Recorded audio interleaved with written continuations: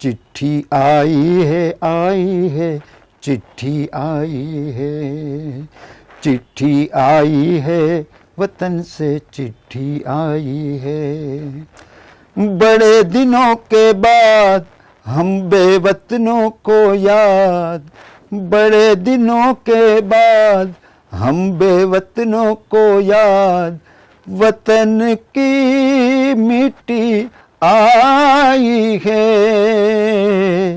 चिट्ठी आई है चिट्ठी आई है। નમસ્કાર, આપ જોઈ રહ્યા છો યુટીસી ન્યૂઝ.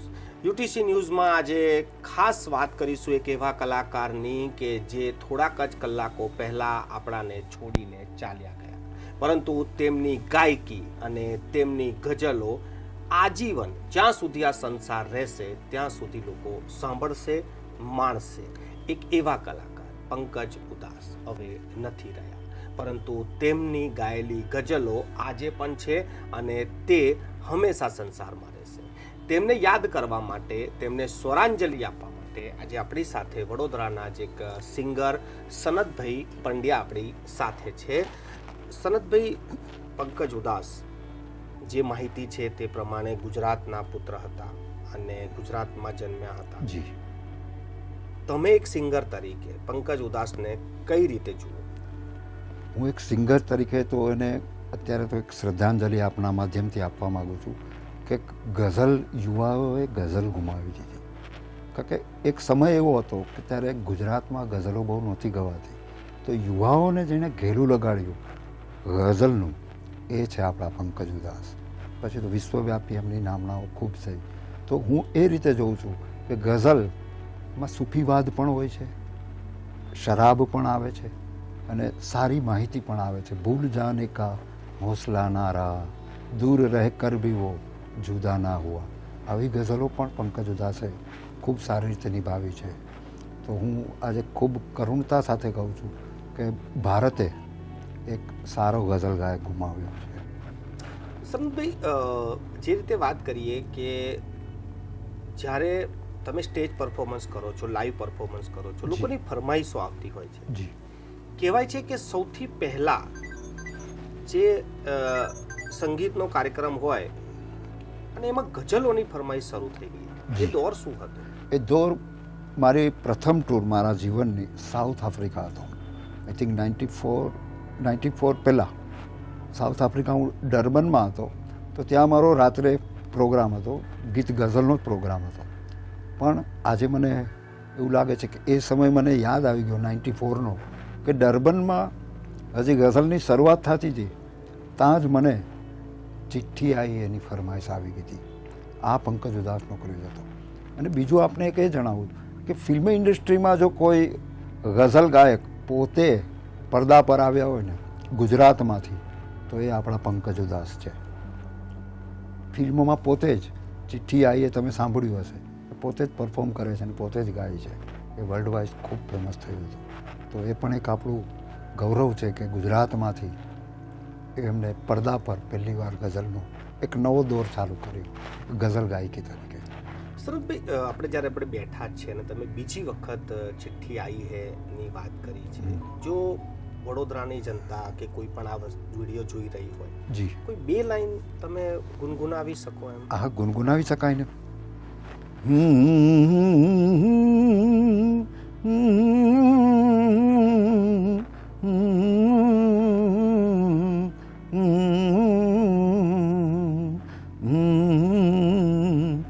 चिट्ठी आई है चिट्ठी आई है चिट्ठी आई है वतन से चिट्ठी आई है बड़े दिनों के बाद हम बेवतनों को याद बड़े दिनों के बाद हम बेवतनों को याद वतन की मिट्टी आई है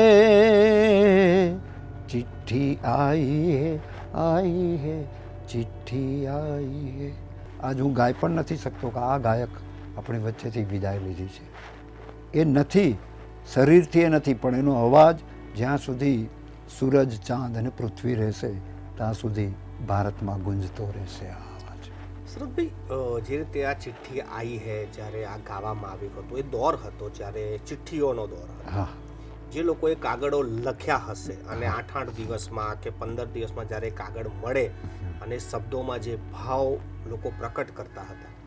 આજે ભલે ઇન્ટરનેટ, ટ્વિટર ને ઈમેલનો જમાનો છે, પરંતુ એ સમયે ચિઠ્ઠીઓના દોરને જે સુંદરતાથી તેમને શબ્દોમાં કંડારીને અવાજ આપી. હા. કહેવાય છે કે આજે ઇન્ટરનેટની દુનિયામાં પણ જ્યારે ચિઠ્ઠીની વાત આવે ત્યારે પંકજ ઉધાસ જરૂર યાદ આવે. 100% આપની જ વાત. કારણ કે કોઈ પણ ચિઠ્ઠી જે હોય છે ને, એમાં તમને પણ એવો અનુભવ હશે, એમાં લાગણી હોય છે. કારણ કે એ હાથેથી લખાયેલું હોય છે, એ કલમથી લખાયેલી વસ્તુ છે. પછી ગીત હોય, ગઝલ હોય, કાંઈ પણ હોય, તો એ જે શબ્દોની સાથે જે હૃદય કહેવાય ને, એ છે ચિઠ્ઠી. અને પંકજ ઉધાસે એને વાચા આપી હતી. એ પછી ઘણા ગઝલ ગાયકો, જગજીત સિંગે પણ ચિઠ્ઠીના કોઈ સંદેશ, જાને વો કોન સા દેશ જहाँ તુમ ચલે ગए, એ પછી એક દોર ચાલુ થયો હતો. પણ પંકજ ઉધાસ એમાં ફર્સ્ટ હતા. ચિઠ્ઠી આવી, એ જે ચિઠ્ઠી છે એ આજે ઈશ્વરના ચરણોમાં એણે અર્પણ કરી છે. સુરતભાઈ, ઘણા કલાકારો બરોડામાં પણ પરફોર્મ કરી ગયા, તમે પણ દુનિયા જુઓ છો. જી જી. તમે જેમ કીધું કે ગુજરાતમાં જન્મેલ અને કે ગુજરાતી હોવાના નાતે ફર્સ્ટ ટાઈમ એમને ફિલ્મી પડદા પર પોતે ગઝલ પરફોર્મ કરી હતી અને એ રિલીઝ થઈ હતી. જી. સિંગિંગ તો ઘણા લોકોએ કરી દીધું. તમારી દ્રષ્ટિથી કે જે લોકો સિંગર હોય છે અને જે આ પ્રકારના પરફોર્મ કરતા હોય છે ને અમર થઈ જતા હોય છે, શું ખાસ વાત જુઓ છે? તો પ્રોનાઉન્સિએશનની વાત કરું જો હું પંકજ ઉધાસજીની, એ સમય જ્યારે દોર હતો, સોશિયલ મીડિયા કે કાંઈ હતું નહીં, માઉથ ટુ માઉથ પબ્લિસિટી અને ન્યૂઝ ને એના ઉપર થતો. અને ફિલ્મ ઇન્ડસ્ટ્રીમાં જે આવતું એ તો 1951માં જન્મેલ 17મી મે એક જેતપુર પાસેનું નાનું ટાઉન, ત્યાંથી એ વ્યક્તિ, તમને એ ખબર હશે કે ગુજરાતી એણે નથી ગાયું એ સમય દરમિયાન. 25 વર્ષ સુધી ગુજરાતી નથી ગાયું. એણે ગઝલ ઉપર પ્રાધાન્ય આપ્યું. અને એના જે પ્રોનાઉન્સિએશન હતા હિન્દીના, એકદમ ચોખ્ખા હતા. સાથે સાથે ઉર્દુ લફ્ઝ એને જે એણે વાચા આપી છે. અને સારામાં સારું મ્યુઝિક એરેન્જ કરવું, એ વખતે તો આટલું ટેકનોલોજી નહોતી. એ વખતે સ્ટુડિયોમાં બહુ તકલીફ પડતી હતી. એક ગીત બનાવવું એટલે નાકે દમ આવી જતો હતો. એ વખતે ગઝલના આલ્બમ પંકજ ઉધાસે સારામાં સારું મ્યુઝિક આપી અને ખૂબ સારા ગઝલ વાચા આપી, જેને કહેવાય ને. અને યુવાનોને તો ઘેરું લગાડી દીધું હતું એ વખતે. કે પંકજ ઉધાસનું નામ પડે તો ફૂલ પબ્લિક થતી હતી અને બહુ શોધતા હતા. તો અમે પણ એબ્રોડ જતા હતા તો અમે પંકજ ઉધાસની 5-6 ગઝલો અમારે ગાવી જ પડતી હતી. કભી નહીં પડ સકતા યારો મેં ખાને મેં તાલા, પછી એક તરફ ઉસકા ઘર એક તરફ મેં કદા, આવી જે એમની ગઝલો છે. ભૂલ એક મને હજુ એક સારામાં સારી ગઝલ એની યાદ આવે છે, धूल चेहरे पर जमी थी उसका दिल मैला न था, आदमी अच्छा था लेकिन हमने पहचाना न था. આ પણ એની ગઝલો હતી. એ તો એનું હિન્દી ખૂબ સારું હતું અને ઉર્દુ પણ સારું હતું. એટલે ગુજરાતી તરીકે અમને વધારે આપણને પ્રાઉડ એટલા માટે થાય છે કે ગુજરાતી હમણાં છેલ્લે ગાયા હશે, પણ શરૂઆતમાં એનો હિન્દીનો દોર, ગઝલનો દોર ચાલુ હતો. અને યુવાનોમાં એક આખા ભારતમાં યુવાનોએ પછી એ ગઝલને સ્વીકારી લીધી હતી. સુરતભાઈ, તમને રિક્વેસ્ટ જ કરી શકીએ છીએ કે એક તરફ ઉસકા ઘર એક તરફ, 2 લાઈનો જો તમે કહી શકતા હોય. है गमे जिंदगी कुछ तो दे मशवरा, है गमे जिंदगी कुछ तो दे मशवरा, एक तरफ उसका घर एक तरफ मैं कदा, एक तरफ उसका घर एक तरफ मैं कदा, मैं कहाँ जाऊँ होता नहीं फैसला, मैं कहाँ जाऊँ होता नहीं फैसला, एक तरफ उसका घर एक तरफ मैं कदा. સુરતભાઈ, જેમ તમે ગાઓ છો, ભલે પંકજ ઉધાસ નથી કહી રહ્યા, પરંતુ એમના શબ્દો અને એ પણ જ્યારે આપણે વાત કરીએ ત્યારે પણ આપણાને એવું સુંદર મહેસૂસ થતું હોય છે. તો કલ્પના જ કરવી રહી કે જ્યારે એ ગાતા હોય ત્યારે સમા કેવો હોય છે. એ તો સુરતભાઈ, છેલ્લો સવાલ એ છે કે એક કલાકાર માટે આ કેટલી સારી બાબત છે. એ કલાકાર આજે આ દુનિયામાં નથી, પરંતુ આજે આપણી ચર્ચા તો કરી જ રહ્યા છે, પરંતુ એમના ગીતો ગાયેલા જે ગઝલો છે તે આજીવન લોકો સાંભળશે. એક કલાકાર માટે આ કેટલી સારી બાબત. આ ખૂબ મોટી સિદ્ધિ એનું કહેવાય મનોજભાઈ, કે વર્ષોથી તમે જુઓ, આપણે મોહમ્મદ રફી સાહેબને યાદ કરીએ છીએ, મન્ના ડેને, એની પેલા પ્રદીપજીને યાદ કરીએ છીએ. કોઈ પણ ગીત આવશે ને તો એનો એક ફેસ તમને સીધો મગજમાં આવશે કે આ અમને ગાયું છે, આ અમને ગાયું છે. પછી પડદા પર ગમે તે હીરો હોય, પણ એની જે આવાજ છે, આજે લતાજી છે, જગજીતસિંહજી છે, જે મોટા મોટા કલાકાર, ભીમસેન જોશીથી માંડી, એક સેજ એની આવાજ પડશે ને તો હું તો કહું કોઈ પણ જનરેશન હશે એને એટલી તો ખબર હશે કે આ કલાકાર છે, આ કલાકાર છે. તો એમાં આજે ખૂબ કરુણતા સાથે કહું છું કે એમાં આપણી વચ્ચે પંકજ ઉધાસ નથી, પણ પંકજ ઉધાસ પ્રત્યેક યુવાઓના હૃદયમાં, પ્રત્યેક ભારતીયના હૃદયમાં અમરત્વ સ્થાન પ્રાપ્ત કર્યું છે. કારણ કે કંઈ પણ આવશે, ચિઠ્ઠી આવીએ તો આવવાનું જ છે, ચાંદી જૈસા રંગે પણ આવવાનું જ છે. એ જ્યારે આવશે તો એને લોકોને યાદ હશે કે આ પંકજ ઉધાસ હતા.